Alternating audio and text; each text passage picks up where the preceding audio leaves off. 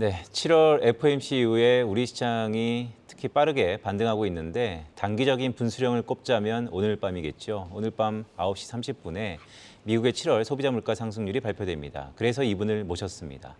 채권 시장을 넘어서 자산 배분 시장까지 영역을 확대하고 계신 분입니다. 메리츠증권 자산 배분 파트장 윤여삼 파트장입니다. 파트장님 안녕하십니까? 어서 오세요. 네, 안녕하십니까?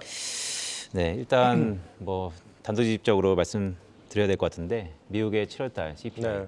어떻게 봐야 될까요? 뭐 작년부터 사실 저희 같은 전문가라는 사람들이 할 말이 좀 없긴 하죠.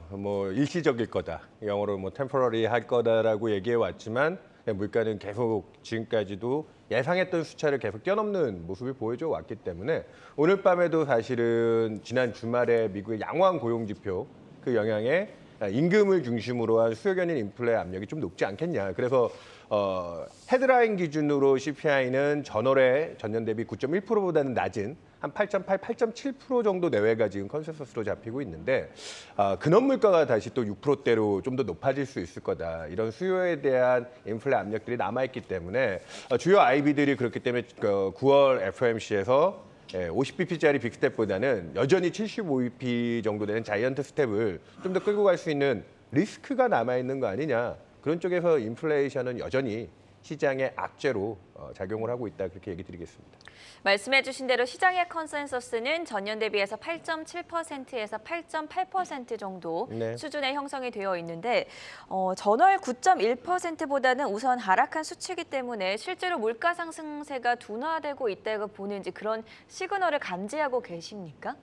일단은 아까도 계속 미스를 내왔던 부분은 저희 같은 사람들이 좀 이제 이성적인 기준 하에 판단들을 해왔고, 네. 그러니까 사람들이 갖고 있는 투자자들이 갖고 있는 이성적인 수준이라고 하면은 매월 그렇게 연환산했을 때 두 자릿대 물가 상승은 이어지지 못할 거야. 그래서 이번 달에 한 8.8, 8.7% 전년 대비는 굉장히 높은 수치지만 전월 대비해서는 0.2% 정도로 상승에 대한 강도는 이제 점점 좀 빠지는 쪽. 그리고 그거 이제 예단이 아닌 실제로 그렇게 될 수 있는 가능성이 높아진 근거로는 불과 6월 초나 7월 초까지 주요 IB들 골드만이나 JP 모건 같은 데서 유가 150불 혹은 200불 이상 갈 수 있는 공급적 요인들만 중심으로 놓고 보면 그런 리스크들을 얘기했지만 오히려 대략 7월 달부터 리세션에 대한 경기 침체에 대한 우려들이 불거지면서 수요가 질 수 있다라는 기대들. 그러니까 공급 쪽에서는 사실 크게 변한 이슈가 없거든요. 예. 유가는 지금 WTI 기준 90불 내외까지도 안정화돼 빠졌죠. 있고, 네. 그리고 그보다도 구리라든지 철,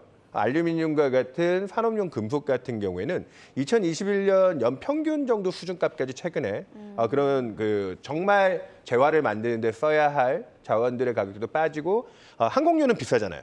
하지만 최근에 BDI라든지 그리고 물건들을 실어 나랐던 컨테이너 운임조차도 고점에서 이미 한 20, 30% 정도 빠질 정도로 그런 해상 운임들이 안정화되기 시작하면서 이제는 예단이 아니라 원자재 가격이라든지 그런 수요단에서에 대한 기대를 가져갔던 아까 임금 쪽에서의 임금 사실 고용지표들 좋은 거는 후행성이 되게 크다고 봅니다. 팬데믹 때문에 이연된 수요들이 들어오기 때문에 서비스업 중심으로 그쪽이 높아지는 부분이 있지만 원자재 가격들 중심으로 해가지고는 생산 쪽에 미치는 물가에 대한 압력들은 이미 좀 피크아웃한 거 아니냐. 그래서 이달에 저희는 예상에 부합하는 한 전년 대비 8.7% 정도가 리즈너블하고 이번에는 위로 틀리기보다는 기대에 부합하는 수준이다. 그것도 사실은 안정됐다고 말할 정도는 아니지만 그 정도만 나와줘도 시장은 지금 9월 달에 또 자이언트 스텝이니 혹 어떤 IB는 100bp 인상도 얘기하고 있더라고요. 그렇죠. 그런 우려들은 또 좀 덜어낼 수 있는 너무 부정적으로 이번 CPI를 또 봐야 될 건가 자꾸 틀려서 반성을 하고 있지만 이번에는 한번 그래도 좀 믿고 봅시다라고 하고 대기하고 있습니다. 네, 사실 6월 달이 전월 대비 1.3%인가요? 네. 크게 올랐기 때문에 이번 7월 달에 전월 대비 0.2%도 2개월 평균이면 사실 0.6% 정도 수준이니까 네, 꽤 맞습니다. 높다고 볼 수 있는데요.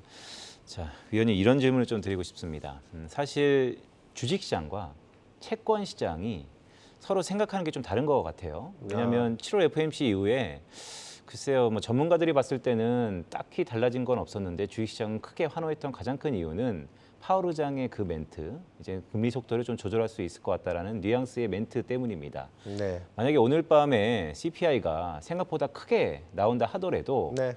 이미 선행 지표들, 유가를 비롯해서 굴이 전부 다 하락하고 있기 때문에 주식시장은 또 긍정적으로 해석할 수 있을 것 같은데요. 네네. 문제는 채권 시장이 네. 이미 금리 선물 시장에서 9월 달에 금리 인상폭을 자이언트 스텝, 즉 75 베이스 포인트를 기정사실화하고 있습니다. 네. 이거에 대해서는 어떻게 생각하세요? 그러니까 이게 약간 선도금리 차원에서의 채권 시장의 그 단기금 미국채 2년짜리는 다시 한 3%대 초반대로 지금 고개를 들었는데, 네. 근데 아이러니하게도 미국의 10년짜리 국채 금리는 여전히 뭐 2.7%, 8%대를 왔다 갔다 하고 있죠. 사실 이렇게 장기와 단기 금리는, 그러니까 단기 금리는 지금 인플레이션과 통화 정책에 대한 압박 때문에, 그리고 그쪽이 유동성이 좀 더 민감하기 때문에 일부 좀 이제 방금 얘기했다시피 채권 시장의 동상이몽에 좀 더 긴축적인 여건들을 얘기하고 있는 게 아닌가. 그래서 이제 연방금리에 대한 기대치는 고로 단기금리 쪽에 좀 더 연동돼서 위를 보고 있는데, 오히려 미국의 적정한 성장 가치라든지, 그리고 저는 그 지금 최근에 쓰는 표현이 선반영을 넘어선 선반영 구간에 들어왔다라는 표현을 쓰고 있는데, 선반영을 넘어선 선반영이요? 예, 그게 이제 7월 달에 금리도 좀 빠지고 주식시장도 거기서 이제 어느 정도 반등하는, 예전에는 그거를 이제 패드 피봇이라고 하는 연준의 중앙은행들의 정책이 지금 긴축 기조를 좀 풀어줄 수 있는, 그 긴축 기조를 풀려고 하면 제일 첫 번째 조건이 인플레이션에 대한 통제라고 확보하는 거고, 두 번째는 그 인플레이션 통제 확보하에 물가만 보고 긴축을 해왔던 환경에서 이제는 나빠지는 경기 여건들을 보면서 올해는 여전히 올릴 룸이 남아있지만 아까 장기 금리 중심으로 해서 내년에는 생각보다 또 빨리 완화 기조로 풀어줄 수 있다라는 그 부분이 7월 달에 약간 금융시장의 전반적인 리퀴디티 쪽에서의 긍정적인 흐름을 줬던, 그리고 제가 지난번 요 방송에 출연했을 때도 생각보다 앞으로 한 달 동안 제가 채권장임에도 불구하고 그렇게 부정적으로 보지 않는, 그리고 한 분기 정도 골든타임의 재렉심이 요런 정도의 백그라운드를 얘기했는데, 생각보다 그게 이제 뭐 3분기 말쯤인 줄 알았더니 뭐 7, 8월 사이에 지금 다 또 반영해서 괜찮았죠. 네. 네, 좀 걱정을 하고 계신데, 저는 개인적으로 채권 시장과 주시장이 동상이몽처럼 생각하고 있지만, 지금 오히려 7월 달에 리세션에 대한 우려들은 더 많이 불거졌잖아요. 그 부분이 중앙은행들의 정책에 대한 긴축 기조에 대한 강도를 좀 풀어주고, 오히려 지난주에 고용지표 잘 나오고 나고 오늘 밤에 이제 물가에 대한 긴장감 때문에 주시장이 약간 힘을 좀 빼고 있거든요. 네. 이 아이러니한 구간일 수 있지만, 좋은 경제 지표가 오히려 유동성 환경에서는 중앙은행을 더 자극해서 오히려 금융시장에 더 나빠질 수 있고, 되려 오늘 밤에 CPI 좀 핑크아웃 치고 9월 FOMC 전까지 나올 지표들이 또 이제 고용지표 한 번 더 봐야 되겠죠. 저는 8월 고용이 그렇게 양호한 수준을 계속 이어갈 거냐, 그러지는 않을 거라 봅니다. 왜냐하면 지금도 후행적으로 일부 이제 서비스업 중심으로 올라가는 부분들을 인정하고 나면 생산직 중심으로 해서 최근에 뭐 미국의 빅테크 업체들이라든지 유통업체들이라든지 건설업이라든지 이쪽에 이제 구인 비율이라든지 이런 것들이 빠지고 있기 때문에, 대려 그런 지표들이 9월 FOMC 전에 지금 미국 경제 지표들이 계속 양호할 수만은 없다는 걸 확인시켜주면, 금융시장 입장에서는 아까 선반영, 리세션을 또 넘어선 선반영, 금융이 완화적으로 대응할 수 있다는 기대, 그게 올해 남은 기간 동안 시장을 지탱해 줄 수 있는 힘이라 보기 때문에, 전 그러면 이제 지금의 주가 반등 수준들을 베어마켓 랠리라고 보시는 분들이 꽤 많고, 네. 주식을 이번 기회에 또 위험 관리의 기회로 삼자라는 분들이 많은데, 저는 내년까지 크게 먹을 장은 아니지만 급락장으로 갈 가능성은, 오히려 소프트 랜딩에 대한 가능성은 오늘 밤 CPI만 잘 풀고 나면 또 9월 FOMC까지 풀어나갈 거고, 저희는 9월 달에도 한 50bp 인상 정도로 연준의 긴축 게이지가 조금은 낮아질 거다, 그렇게 보고 있습니다. 자, 파 회장님께서는 그러니까 채권쟁이라고 아까 말씀해 주셨지만 시청자분들 사이에서는 체린이들의 아버지다, 이런 별명을 갖고 계신데요. 네. 실제로 개인 투자자들의 자금이 주식시장에서 어느 정도 이탈을 해서 채권 쪽으로 몰려들었다, 이런 기사를 속속 볼 수가 있었는데 네. 실질적으로 저희가 체감할 만한 숫자가 어느 정도입니까? 원래 사실 여기 이 환경 방송 듣는 분들 중에 제가 아무리 강조를 드려도 뭐 예금도 아니고 채권 사가지고 얼마나 많은 수익을 거둘 수 있지라고 생각하시는 분들이 계실지 모르겠지만, 지난 한 달 동안 국채 10년짜리 금리가 무려 3.8%에서 3.1%까지 0.6% 정도, 0.6%포인트 정도가 하락하는 기간 동안 이 수익률, 연한산이 아닙니다. 자본 차익으로만 거둔 수익률이 예, 이 3% 가까이 수익입니다. 오. 지난 한 달 동안 주식시장도 많이 올라주긴 했지만 지수 상승 강도보다는 덜하다고 하지만 채권에서 받을 수 있는 이자 수익 제외하고 자본 차익만 해도 그 정도 수익이 발생했고 그래서 6월 달까지 주가 빠질 때 열심히 우리 개미들이 시장을 지지해주면서 그 포지션들 늘려왔다. 7월 달에는 개인들이 주식을 한 1조 원 정도 매도한 걸로 제가 들었거든요. 그러면서 아이러니하게 채권은 연으로 지난 몇 년간 평균을 연으로 내봐야 많이 사는 년에 한 2조도 살까요, 개인이? 전체 채권 시장 사이즈 규모로 놓고 보면 개인은 아주 미미한 그렇죠. 비중이었는데 올해 7월 한 달간, 7월 초부터 8월 초까지 한 달간만 3조 원을 넘게 사줬고요. 연으로 벌써 한 7조 원 가까이, 6조 예. 6조 7천억 정도의 채권의 매수 잔고를 늘려주고 있는데 굉장히 이례적이네요. 아주 이례적입니다. 그러니까 지금 사실은 주식시장에서도 일부 이제 금융주들이 배당 수익이 굉장히 높아서 관심들을 받고 있지만 깔고 갈 수 있는 수익에서 국채 수익률이 이미 3%대고 은행 예금보다 훨씬 높죠. 그리고 일부 크레딧 우량하다고 볼 수 있는 금융기관들의 채권들은 4%대 일드들도 나오고 있기 때문에 그 정도 측면에서는 그리고 지난 7월에 많은 분들이 아직 관심을 좀 잘 모르셔서 그런 부분도 있지만 정부가 채권 시장 선진화 방안 중에 다시 장기 국고채, 그러니까 국고채를 만기까지 보유하는 조건으로 가져가면 분리과세, 비과세를 해주는 세제 혜택 부분도 들어와 있습니다. 그렇기 때문에 거액자산가들 중심으로 해서는 오히려 이 채권들을 좀 활용해서 지금 장기적으로 이 이자 수익, 장기 예금 금리를 가입한다. 10년짜리 채권 3%씩 받으시면은 매년 3%씩해서 10년 동안 30%의 수익은 지금 확정 지을 수 있는 상황인 거거든요. 물론 주식 투자에서 1년에도 30% 넘게 벌 수도 있지만 10년 동안 안정적으로 30%의 수익을 그러니까 매년이 아니고 10년 동안의 수익이긴 합쳐서, 하지만 예. 그래도 그렇게 확보할 수 있는 기회가 있다라는 거 사실 좀 자본적인 여유가 있고 노후를 생각하시는 분들은 지금 채권 매력이 투자에 크죠. 네, 올해까지는 관심을 가져가시는 게 유리할 수 있다 생각하고 있습니다. 네, 그렇기 때문에 시중에서 작년까지만 하더라도 주린이라는 얘기가 있었는데 올해는 체린이라는 얘기가 꽤 많으니까요. 최근에 위험자산들의 어려움들을 많이 또 겪으셨고 근데 그 반대급부로 이 인플레이션 덕분에 사실은 우리나라가 1년 동안 성장을 잘해봐야 우리나라의 이제 성장할 수 있는 능력치 잠재 성장률이라고 하면은 대략 지금 2% 실질 기준으로 2%가 되느냐 마느냐를 얘기하고 있거든요. 네. 국가가 잘해서 한 2% 정도 수익을 버는데 지금 정부가 제공하는 정부의 돈을 빌려주면 1년에 대략 3% 이상의 이자를 제공할 수 있다는 것만 생각해도 이 정도 상황의 성장 능력 대비 높은 일들은 충분히 투자할 만한 가치가 있는 영역이다.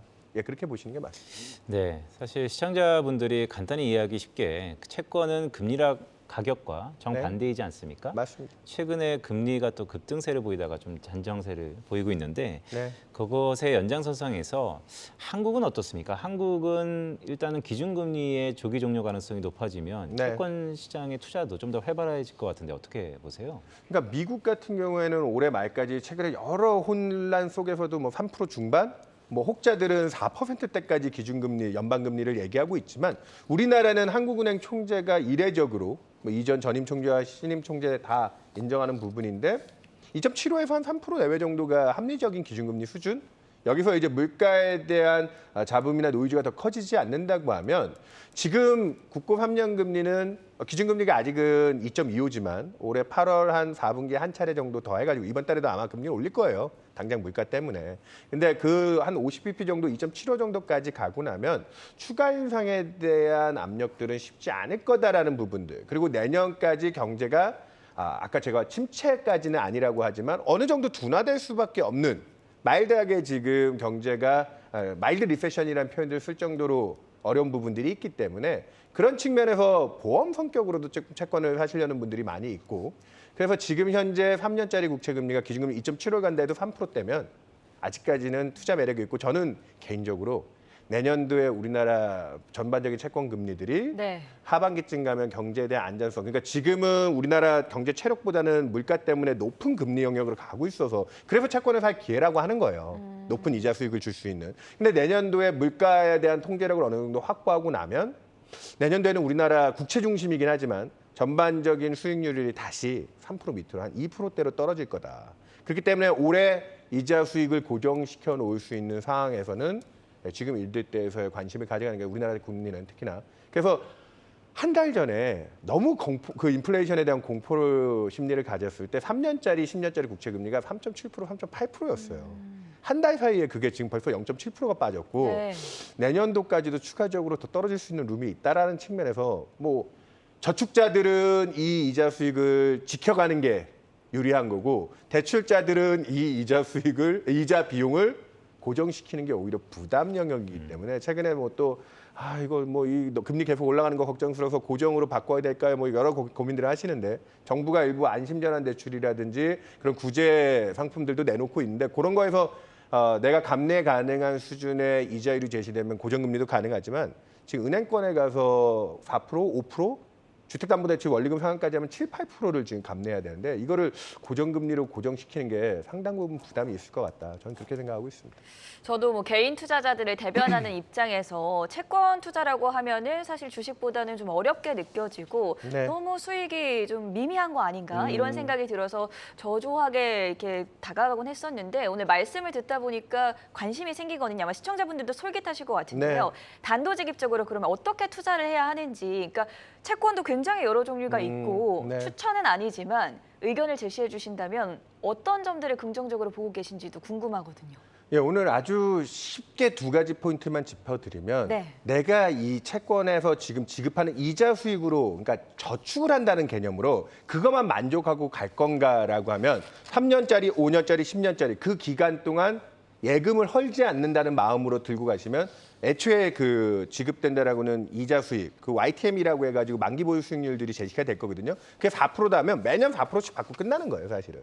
그렇기 때문에 중간에 채권 가격이 오르고 내리고에 따르는 리스크들은 신경 쓰실 필요가 없는데 그렇게 해서 내가 그 정도 수익이 만족스럽다면 채권은 그렇기 때문에 픽스드 인컴, 확정 수익형 상품인 게 그런 측면에서의 접근을 가져가셔야 되고 예. 혹이나 나는 지금 내년까지 경제에 대한 위험이 꽤 클 것 같아.